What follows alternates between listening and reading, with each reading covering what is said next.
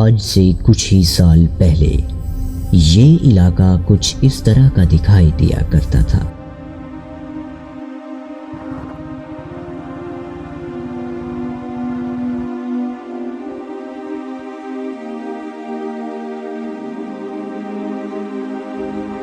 پھر وقت بدلا اور وقت کے ساتھ ہر چیز بدل گئی۔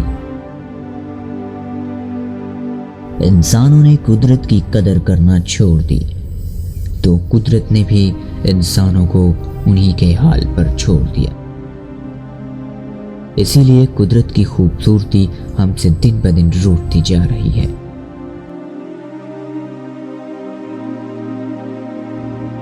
خوبصورت باغاتوں کو کاٹ کر وہاں پر مصنوعی کھیت اور دلکش نظاروں کی جگہ کاربن ڈائی آکسائیڈ اور کاربن مونو آکسائیڈ ملا دھواں اور زہریلے کیمیکلز پیدا کرنے والی فیکٹریاں بنائی جا رہی ہیں۔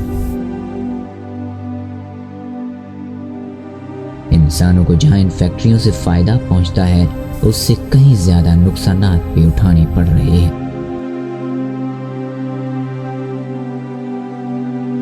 کارخانوں سے نکلنے والے دھوئیں میں زہریلے کیمیکلز موجود ہوتے ہیں جو سب سے زیادہ تازہ ہوا کو آلودہ کرتے ہیں، پر اس سے بھی خطرے کی بات یہ ہے کہ ان کیمیکلز کا اثر زمین تک ہی محدود نہیں ہے۔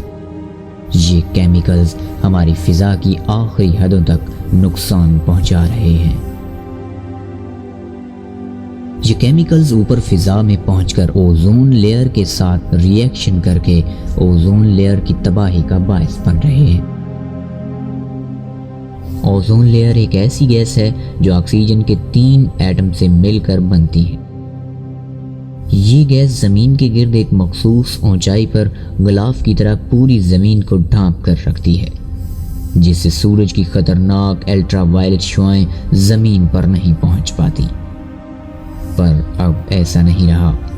اب اوزون لیئر میں کئی ایک جگہوں پر سوراخ ہو چکے ہیں جن سے سورج کی الٹرا وائلٹ شعاعیں گزر کر سیدھی زمین پر پڑتی ہیں، جو کینسر اور دیگر کئی بیماریوں کا باعث بن رہی ہیں۔ اگر یہ اسی طرح چلتا رہا تو ایک دن ہمیں اپنے ہی سورج سے بچنا پڑا کرے گا۔ ہم سردیوں میں سورج کی دھوپ کا مزہ نہیں لے سکیں گے اور گرمیوں میں ہماری فصلیں پکنے کی بجائے جل جایا کریں گی۔ اوزون لیئر کے سوراخوں کے نیچے پکنے والے پھل بھی زہریلے ہو جائیں گے، اور اگر اوزون لیئر مکمل طور پر تباہ ہو گئی تو شاید زمین پر زندگی بلک بلک کر ختم ہو جائے گی۔ اسی لیے اوزون لیئر کی حفاظت ہمارے لیے زندگی اور موت کا مسئلہ بنتی جا رہی ہے۔